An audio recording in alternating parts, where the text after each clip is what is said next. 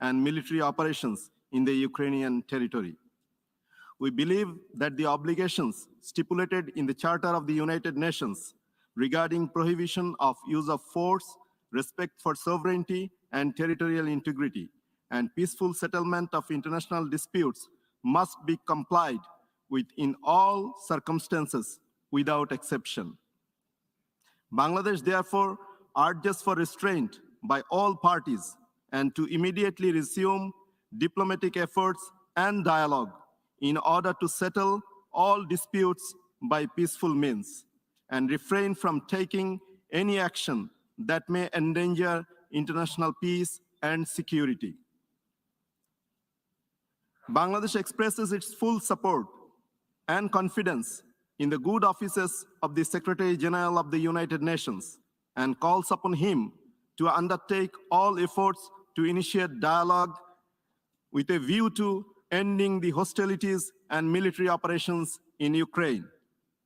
Bangladesh is deeply concerned at the sufferings of innocent civilians and urges the parties to ensure access for safe delivery of humanitarian assistances to the people in need and safe passage to civilians, including foreign nationals fleeing conflict in Ukraine. I thank you, Mr. President. I thank the distinguished representative of Bangladesh.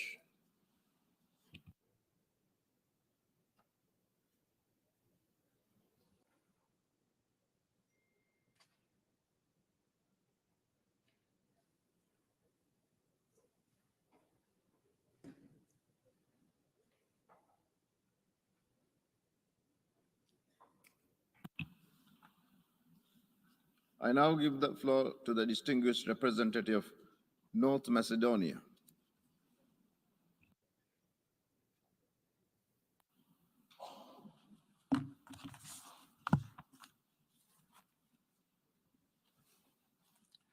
Mr. President, Excellencies, colleagues. At the outset, allow me to reiterate and to reaffirm again that North Macedonia supports the independence, sovereignty, the territorial integrity of Ukraine within its international recognized borders. North Macedonia aligns itself with the EU statement delivered earlier on this emergency special session of the United Nations General Assembly. In my national capacity, I would like to add the following. Unprovoked Russian aggression against Ukraine is a blatant violation of international law and all principles enshrined in the Charter, and above all, the values of humanity. Hearing the sirens of war in this day and age in the heart of Europe is still hard to believe. The invasion of Ukraine by Russia is an attack on the territorial integrity and sovereignty of a member state of the United Nations. It presents a flagrant violation of the basic principles of international law, a blow to the democratic and rule-based international order. North Macedonia strongly condemns the decision of Moscow to opt for the path of war, which is a clear act of aggression against an independent country.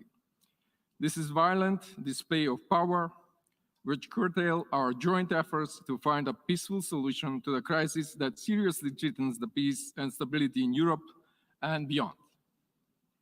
The military action of Russia against Ukraine is causing loss of life and devastating damage of civilian infrastructure. North Macedonia particularly expressed great concern about announcement by Russia of its readiness to raise the nuclear alert level. For decades, we have been investing in peace and prosperity. No one should abuse the foundation of the United Nations system. We call on the Russian Federation to stop the invasion and to refrain from further military actions. We call for immediate restoration of peace in order to give headway to diplomatic engagement. Mr. President, this is not the first time, and once again, due to the decisions of the Russian Federation, we are facing a narrative built on the ruins of the past and its negative legacies, disrupting the freedom, values, and the gains of the modern, democratic, and civilized world. By itself, this is also a direct violation of human rights and an attack on the foundation of peace and prosperity, which we have invested in for decades now. North Macedonia condemns all violation of human rights. We join others in expressing grave concern for the reports which confirms attacks on civilian facilities such as kindergartens, schools, and hospitals, including daily reports of civilian casualties, among them children, women, and the elderly. On one of the last sessions of the United Nations Security Council, the Russian Federation stated they cannot stay indifferent when the basic human right to life of Russian citizens is endangered, in jeopardy. Right now, the question is, how about the right of life to life of others? There is no and cannot be supremacy over this right. That's universal for all persons. The free world is watching and is asking the right to life to be fully respected by Russia immediately. Mr. President, today, the free world is renouncing the acts of aggression, and we should stand united again against this wrongdoing. Despite numerous calls by the international community for de-escalation, peaceful resolution, and above all reasons, still, people of Ukraine feel the real and devastating consequences of war. But not just Ukraine. The whole world is facing the ugly face of war. The Russian Federation has a prime responsibility for this. No matter how disturbing and discouraging the latest developments on the ground are, we should continue to relentlessly work on a diplomatic solution, avoiding further escalation. We need to be persistent in finding a peaceful solution. Dialogue in these moments is critical. We call on the Russian Federation to stop the invasion and to refrain from further military actions. We appreciate the efforts of the Secretary General and the United Nations, which aim to de-escalate the current situation, and we welcome all efforts through the Normandy format, OSCE Trilateral Contact Group, in diffusing tensions. It is also imperative to ensure the safety of the OSCE SMM personnel. As a member of the OSCE Troika, we remain fully engaged in providing support to these efforts and still believe that multilateralism should overcome militarism. For these reasons, amongst the others, we have co-sponsored the draft resolution, and we call all peace-loving states to vote in favor for the resolution as well. We also commend the efforts of the main sponsors in drafting this resolution. In these difficult times, we have to stand by Ukraine and its people, hopeful that reason will prevail. Thank you. I thank the distinguished representative of North Macedonia.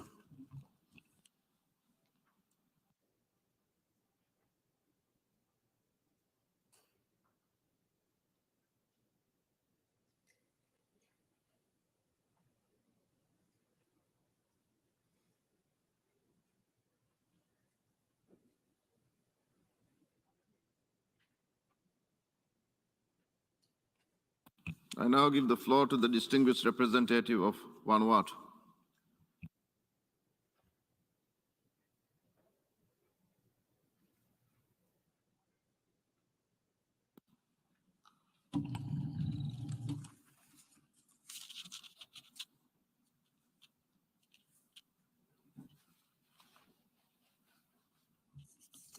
Mr. President, Excellencies, ladies and gentlemen, Vanuatu aligns its statement with a statement made by Fiji as chair of the Pacific Island Forum. Today, we are meeting at a critical time because the UN Security Council did not adopt the resolution on the Ukraine and Russia conflict. And now we are in this special emergency session of the UN General Assembly to discuss the very same matter. The failure of the UN Security Council to adopt the Ukraine-Russia resolution signifies the shortcomings of the body to maintain international peace and security. The UN General Assembly discussion of this matter is important because of its universal membership, and small states like Vanuatu can provide their views on the situation and to also express our solidarity with the peoples and government of Ukraine. As we all know, there were several attempts made in the past for a diplomatic solution. However, this was not possible. As a result, today there is a war between Ukraine and Russia. As we speak, lives are lost, and there is a looming humanitarian crisis. As a small state, Vanuatu does not have a military might nor nuclear weapons, but Vanuatu believes in the international rule of law and the right to self-determination of peoples and countries.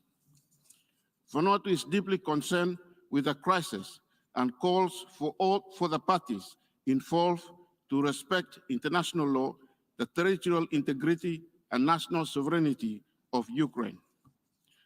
Vanuatu further calls for safe humanitarian access to all affected areas and urges all parties involved to ensure that this happens. The rights of the people to food, water, shelter, and medicines must be guaranteed. Furthermore, we urge that the rights of the vulnerable peoples, the minorities, and the people of African descent must be protected. To this end, Vanuatu calls for the international human rights and humanitarian law must always be respected in these uncertain times. Mr. President, Vanuatu calls for an immediate ceasefire and urges all parties to peacefully resolve the conflict in a manner that is consistent with the principles of UN Charter and international law. To conclude, Vanuatu would like to remind all members of the United Nations that we all agreed to abide to the principles and purposes of the UN Charter when we decided to join this important body. This is irrespective of whether one is a small or a large powerful country. Today, we urgently need to translate these ideals into practice to ensure that international peace and security is guaranteed for all. I thank you for your attention. I thank the distinguished representative of Vanuatu.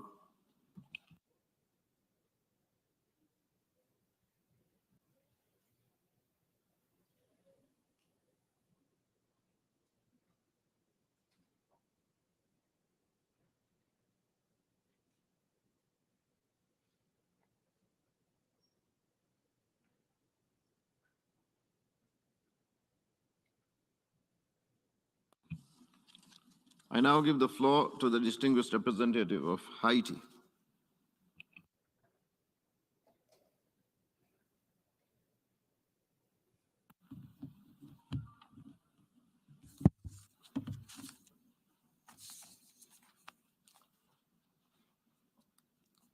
Mr. President, distinguished Secretary General, Excellencies, ladies and gentlemen, one of the primary purposes of the United Nations is to maintain international peace and security while developing friendly relations among nations. This noble goal is of particular importance not just for our world, but also for future generations. And that is why we must do everything possible to preserve it and, if need be, to bolster these friendly relations. On that score, the painful and tragic situation unfolding in Ukraine following the unjustified invasion of that country by the Russian Federation is extremely worrisome. This is a very serious threat to global peace, security, and stability. We must all work together to avoid a dangerous escalation of this armed conflict, particularly after the decision by Moscow to set its nuclear forces on alert. We congratulate the Secretary General for his efforts. The Republic of Haiti wanted to add its voice to appeals worldwide calling for a cessation of hostilities and the search for a solution to this conflict through diplomatic means. In a statement issued on the 23rd of February 2022, the government of Haiti urged the parties concerned to act with restraint and to avoid becoming embroiled in actions which might destabilize the region, threaten peace, and impact global trade. We are appealing for further diplomatic efforts towards a peaceful solution and respect for the sovereignty and territorial integrity of Ukraine. My country reaffirms its commitment to the norms and principles of international law and to respect for the United Nations Charter. These alone can guarantee global peace and security. The Republic of Haiti also encourages further talks, which have already begun in Belarus between the Russian and Ukrainian delegations. Mr. President,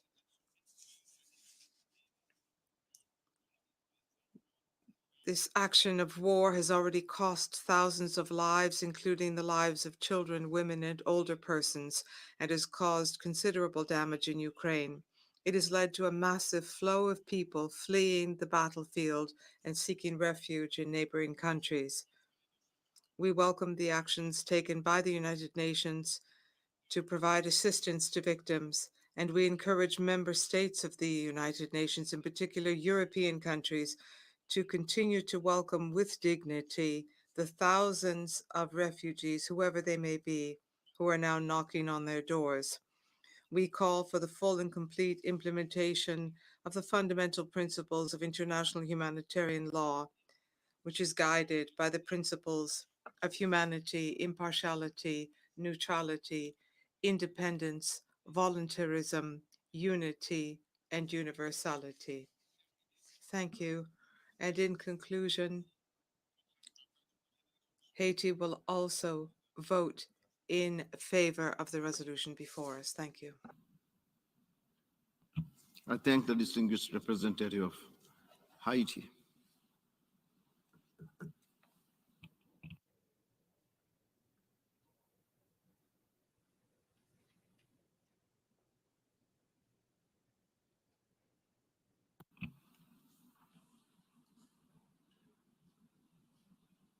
I now give the floor to the distinguished representative of Tonga.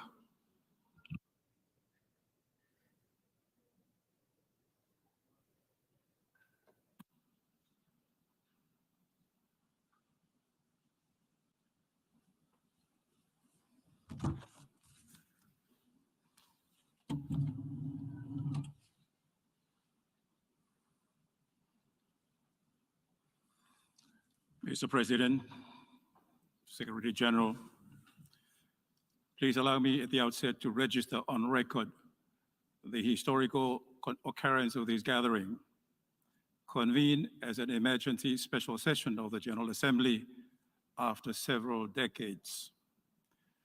This response is evidence of the seriousness of the yearning situation unfolding in Ukraine. Tonga stands in solidarity with Ukraine and all those affected. Sadly, valuable lives have been lost due to this conflict, and there are bereaved families. Tonga conveys its sincere condolences to the families of the victims of the conflict.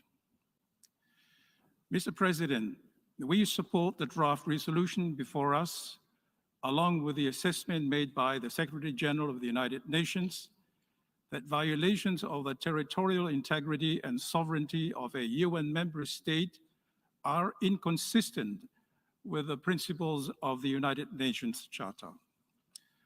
Tonga is a small country in the South Pacific Ocean, trying to recover from a recent natural tragedy, which was an unprecedented volcanic eruption and tsunami that occurred on the 15th of January 2022, which was beyond the control of Tonga. The tragedy in Ukraine today is of a different cause, that is man-made, and it could have been avoided, unlike the tragedy in Tonga. So Tonga greatly sympathizes with Ukraine, who is trying to survive this ordeal, let alone recovering from it. Tonga is most grateful to the United Nations, NGOs, civil societies, regional bodies, member states of the United Nations, who have provided help to Tonga and stood in solidarity with Tonga during its ordeal. Likewise, Tonga calls on these faithful partners again to help Ukraine in its ordeal. As a small state and a fellow member of this august body, we stand to uphold the principles of the UN Charter, and we support peaceful dialogue and negotiations. Therefore, Tonga has co-sponsored the draft resolution currently before the General Assembly, and it will vote yes on it in support of Ukraine against Russia's aggression. It is in the spirit of benevolence and constructive engagement that we join the statement delivered by Fiji, the chair of the Pacific Islands Forum, to call upon the good conscience of all parties to pursue every possible means available to de-escalate the situation and return to the path of diplomacy. And by doing so, we beseech upon our good friends in both parties to consider an immediate ceasefire and safe humanitarian access to affected areas, while upholding the principles enshrined in the United Nations Charter. Mr. President, in conclusion, it is our fervent hope that holding this emergency special session of the General Assembly will restore the spirit of cooperation and dialogue among all parties. Like many of my good colleagues who have eloquently said it before me, there is always time for de-escalation and dialogue. We encourage all parties to favorably consider this way forward, thereby upholding peace and security in the spirit of multilateralism that we all aspire to. I thank you. I thank the distinguished representative of Tonga.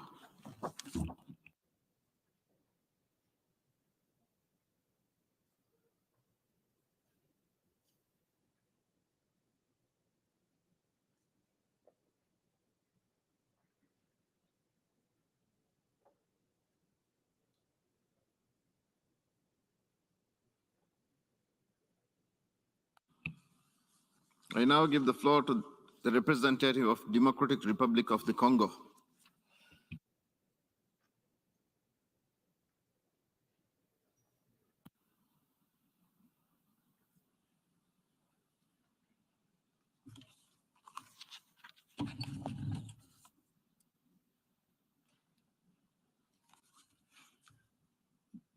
Monsieur le Président.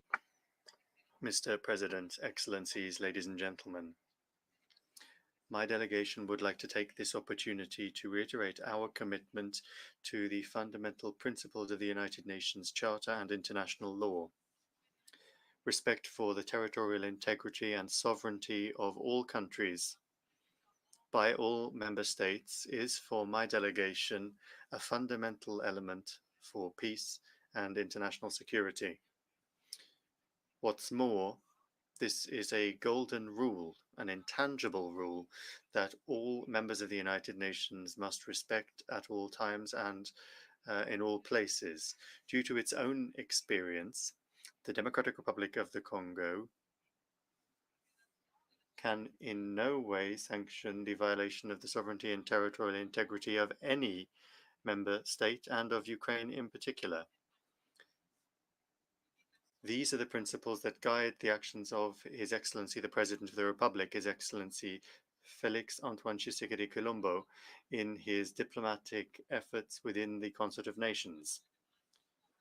In accordance with the principles enshrined in the United Nations Charter to settle conflicts peacefully, we commend all efforts aiming to encourage dialogue and to open the path to diplomatic negotiations in order to achieve a peaceful solution to the advantage of both parties whose peoples share close links.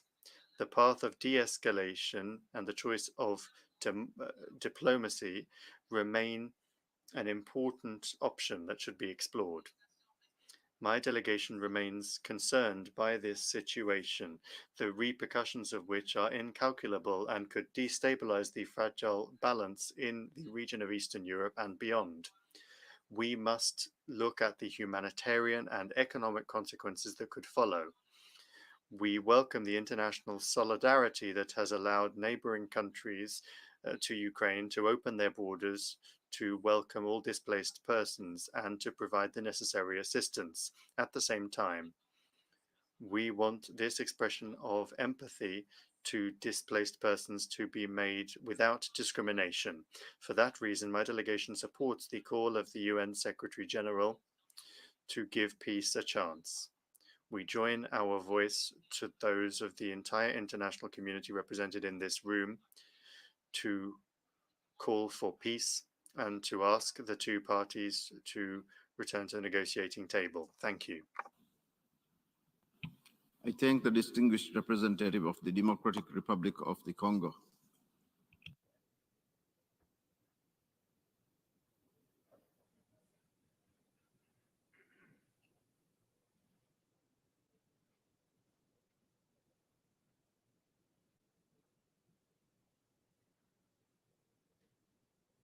And I now give the floor to the distinguished representative of Nigeria.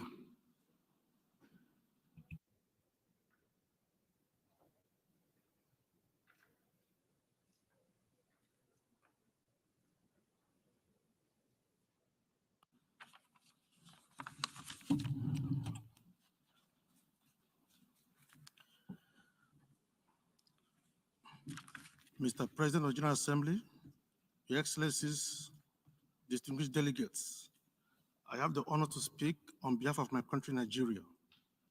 When this statement was prepared a week ago, the situation in Ukraine had not deteriorated into a war. We are just going to comment on the issue of the temporarily occupied territories of Ukraine and urge de-escalation.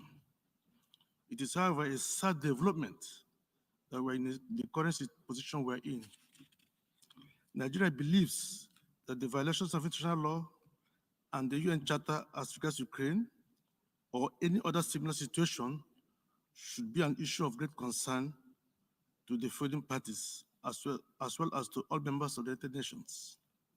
Also, as consistent with international law, we believe that borders of countries are sacrosanct and their sanctity must be always upheld. This is a fundamental issue that there should be no derogation from. We believe that a rules-based world order is essential for our common security. The violation of Ukraine's sovereignty and territorial integrity or of any other nation, including any illegal occupation and annexation, is unacceptable. The invasion of Ukraine has implications for all of us, but more importantly, the people of Ukraine. The loss of human life, as well as the wanton destruction of life and properties, worries us. And it is important that all parties involved begin direct talks to put an end to this war. It is important to remember that the most important people in this crisis are the millions of people whose life is made even more unbearable. All parties have responsibility to protect the civilian population, and it is important that this is prioritized. Accordingly, we appeal that all our energy should be focused on ending this needless war by focusing on the pacific settlement of disputes. It is our hope that in line with relevant United Nations General Assembly resolutions and the UN Charter, all parties will do what is best for the people of Ukraine. Mr. President, we urge Russia to halt all military action and revert to status quo. We also appeal that negotiations should be held in good faith, with the United Nations playing a prominent role. Countries with influence on the parties should redouble their diplomatic and related efforts to bring this conflict to a mutually satisfying end for both parties. This is in the interest of peace, justice, and solidarity. This war has refused, Mr. President, in conclusion, I wish to note that this war has resulted in so much death and displacement, and we must work to ensure that they find urgent solution. We believe that all actions that threaten sovereignty and territorial integrity as recognized in international law should be stopped. I thank you. I thank the distinguished representative of Nigeria.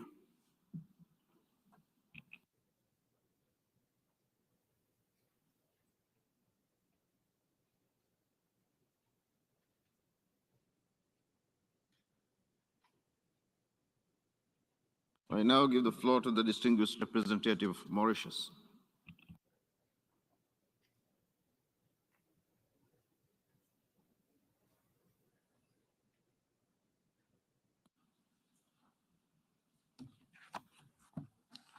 Thank you, Mr. President. Mauritius is a small island state and among the very few countries in the world which do not possess an army. We strongly believe in the core values and principles enshrined in the Charter of the United Nations and the respect for international law, which is the cornerstone for a rules-based world order.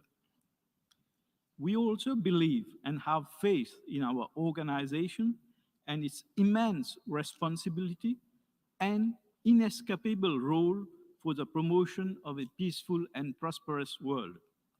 It is therefore with great preoccupation that Mauritius joins other delegations in expressing its deep concern on the unfolding situation in Ukraine. We deplore the loss of lives and damage caused to civilian infrastructure and the increasing number of internally displaced persons, which is heavily impacting the region. The threat or use of force against the sovereignty, territorial integrity, or political independence of any state is inconsistent with the Charter and principles of the United Nations. Mauritius supports the call of the Secretary General and the international community for an immediate end to hostilities. We appeal to all parties to respect international humanitarian law and prevent violations and abuses of human rights. Mr. President, our organization came into being with the sacrosanct mission of maintaining international peace and security. We should all strive so that our 21st century is free from the cycle of violence and conflicts. No matter what part of the world we are from, we are basically the same human being. We seek peace, happiness, and try to avoid suffering. This is a defining moment for our organization. We need to support de-escalation and assist all parties in seeking a peaceful resolution of this conflict. Mauritius strongly urges the path of dialogue and negotiations. We hope the beginning of direct talks will restore peace and normalcy in the region. Mr. President, let us stand united in our resolve for lasting peace. Thank you. I thank the distinguished representative of Mauritius.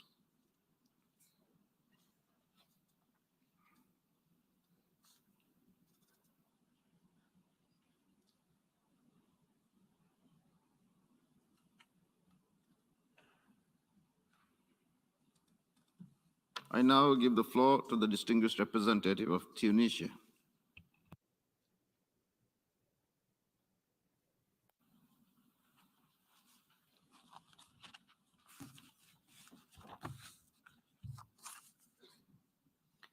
سيد الرئيس أصحاب Mr. President, Excellencies, the General Assembly is dealing with the situation in Ukraine for a second time in less than a week, which reflects the critical situation during which this extraordinary session is held in view of what the region has been witnessing for the past few days from dangerous military escalation. Tunisia follows with grave concern and preoccupation the implications of that situation on civilians and the stability of Europe and the world.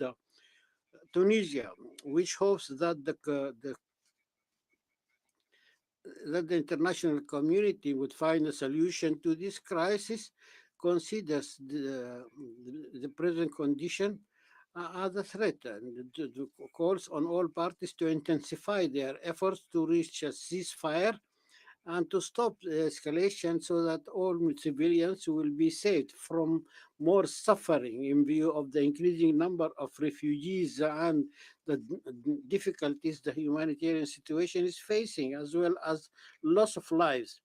The ceasefire and de-escalation are essential at this stage of the crisis in order to stop mere complications of the situation. So more effort should be deployed to urge the concerned parties to resort to dialogue and negotiations and to work constructively to reach a last settlement, a last long-lasting settlement for this dispute through peaceful means and to restore peace and stability in the region.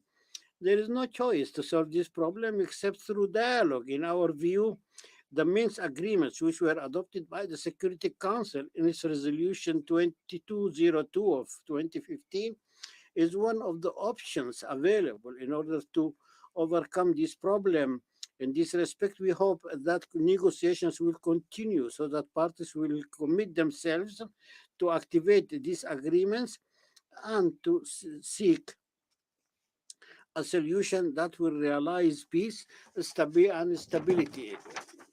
Mr. President, the UN was established in 1945 to save further relations from the scourge of war. The countries and people committed themselves at that time to live in peace and good neighborliness, and for that purpose they agreed to commit themselves to a group of basic principles which were enshrined in the charter, which after 77 years remains our reference and the framework that regulates peaceful relations between different states. Tunisia reaffirms that the respect of the principles and provisions of the UN Charter is basic and essential to maintain international peace and security in the world, and is one of the basic components of multilateral work, and would enable the UN organization to fulfill the mandate for which it was created. Sir, we thank you for the floor. I thank the distinguished representative of Tunisia.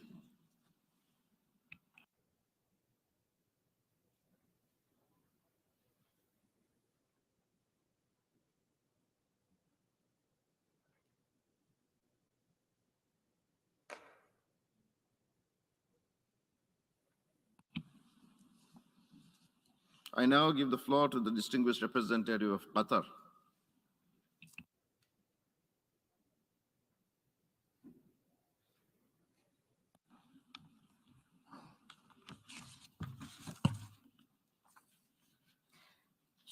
شكرا لكم السيد.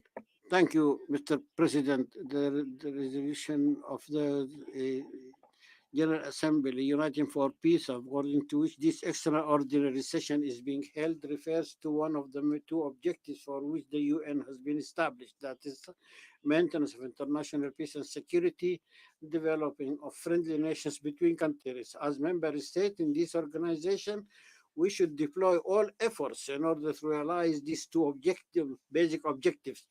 During the past few days, the world has seen anew the results of armed conflict and pains, and the state of Qatar follows with preoccupation all the problems, all that is taking place there, in addition to the seriously increasing threats to international peace and security, as well as the economy and food security of the world. The state of Qatar urges all parties to exercise self-restraint and to pursue the peaceful and diplomatic ways and means to solve conflicts.